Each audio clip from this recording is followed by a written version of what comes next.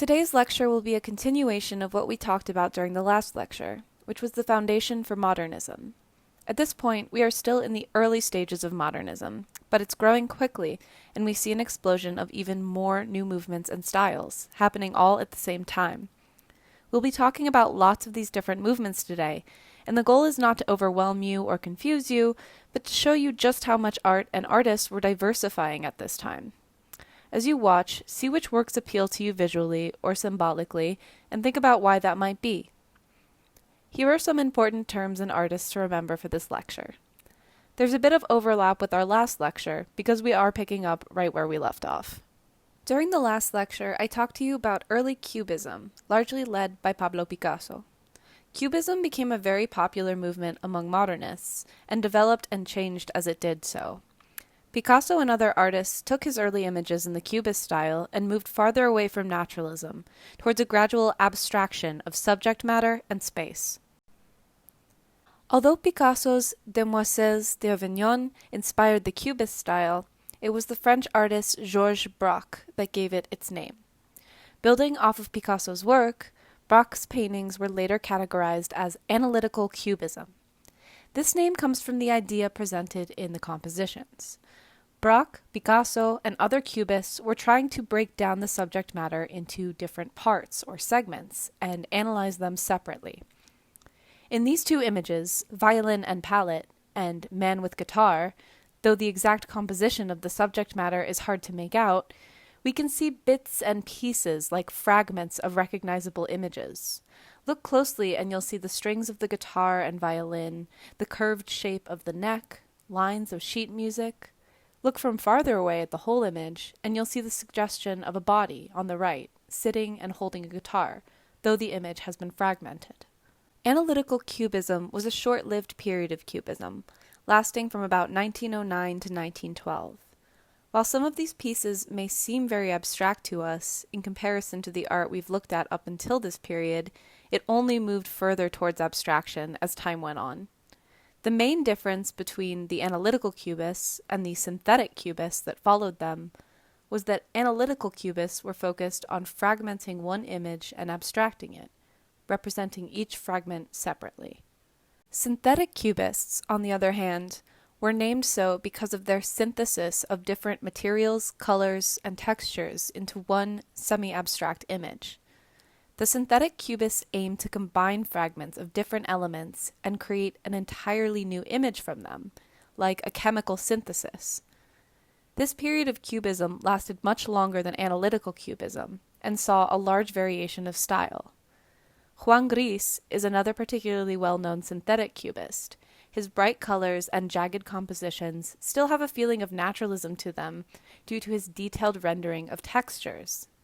Many synthetic cubists actually made collages, pasting different materials together to literally create a synthesis, and to draw attention to the artificiality of the surface.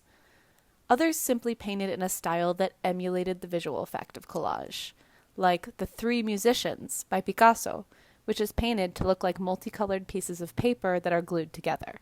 Cubism largely developed and took place in France and Spain.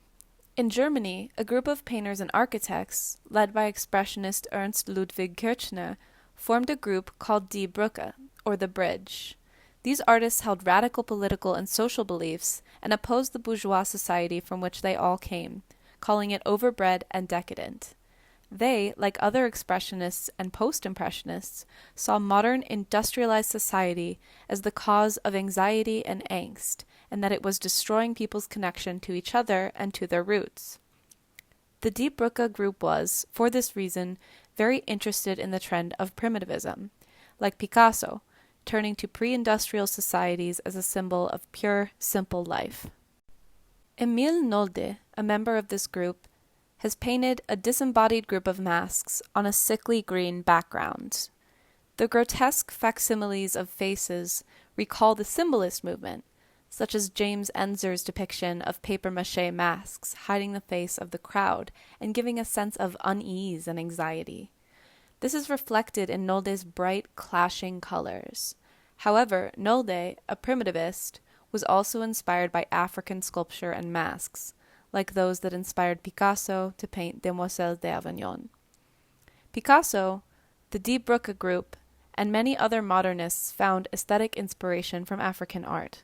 In the 1870s, thousands of African sculptures, funerary sculptures, reliquaries, masks, and more were brought to Europe in the aftermath of colonial conquest. These sculptures were largely sold in pawn shops and became easily accessible for artists to buy. Artists such as Picasso took particular interest in the aesthetics of sub-Saharan African art. He and others copied the designs, but were unaware of and largely uninterested in their original meaning or function. They were mostly interested in the highly stylized treatment of the human figure that is so often seen in sub-Saharan African art, as a new and interesting way to pursue abstraction. In one of Picasso's paintings, we can see a direct influence from this stylized treatment of the face on a baule mask from Côte d'Ivoire. In addition to looking back to pre-industrial societies, Die Brücke artists criticized their own. In Kirchner's Street, Berlin, he has painted this cramped, angular scene with clashing, acidic colors.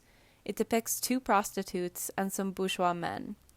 Though the figures are close together, there is not a sense of naturalism or humanity. Their faces are mask-like, and their bodies are sharp and angular, harsh and unwelcoming. Kirchner is making a statement about the unnaturalness and anxiety of modernized urban life. In Otto Müller's Landscape with Yellow Nudes, we see a similar, dehumanizing quality given to the figures, the bright, unnatural yellow of their bodies contrasting sharply with the blue and green background. They have no faces and no genitalia, really no defining features at all, and their thin, reedy bodies recall some of the reliquary figures of African art. Outside of the Die Brücke group in Germany, other expressionists were making new art as well, inspired by woodcut prints of the past and the stark, dramatic contrast that they created. One such artist, Käthe Kollwitz, was an expressionist known for her dramatic woodblock prints and her thematic content of social change, justice, and sympathy for the working class. She often focused on the horrors brought about by World War I, particularly for the poorest and most disadvantaged in society. This print, entitled The People, from a series called War, shows the anguished faces of widows, mothers, and children, their faces twisted in agony as they grieve the loss of husbands, fathers, and sons. Kollwitz's attitude towards progressive social change is evident in her work as well. This work shows working-class followers grieving over the body of a communist leader who led a revolt against Germany's socialist government and was brutally murdered. The scene is set up as a lamentation, drawing parallels to Christ-like depictions of martyrdom. Similarly, in The Outbreak, Kollwitz shows an animated scene of furious peasants rising up against their oppressors with pitchforks and shovels in hand. Kollwitz often drew on her sympathies for the working class in her art. Kandinsky, who we talked about last class as an early expressionist, continued to move towards abstraction with his style, and is generally considered one of the founders of abstract art as a movement. He wanted to express emotion as much as possible through color, line, and form, and thus moved away from representational art. Some of his most well-known works are his synesthetic paintings. Kandinsky had a psychological condition called synesthesia, in which one sense, such as hearing, is simultaneously perceived by one or more other senses, such as sight. An example would be associating different flavors or tastes with different colors, or associating certain sounds or noises with different colors. Kandinsky listened to music while he made these paintings, and claimed to paint the colors and shapes that he heard in the music. Can you get a sense of what kind of music Kandinsky was listening to when he painted these? Other abstract artists were inspired by the connection between art and music as well. Orphism, largely started by artist couple Robert and Sonia Delaunay, was based off of the Cubist movement and sought to bring musical qualities into visual art. Orphism comes from Orpheus, a legendary Greek poet and musician. The Orphists were also interested in showcasing modernity, industrial society, and technology in a more positive light. The bright contrasting colors in neat straight-lined geometric forms recall the intricate moving parts of metal machinery. Sonia Delaunay was a particularly notable artist for her relentless push into the art world despite its inaccessibility to women at this time. Here she emphasizes the technological aspects of Orphism with her custom-painted car. Futurism was another style that saw modern, urbanized society in a more positive light.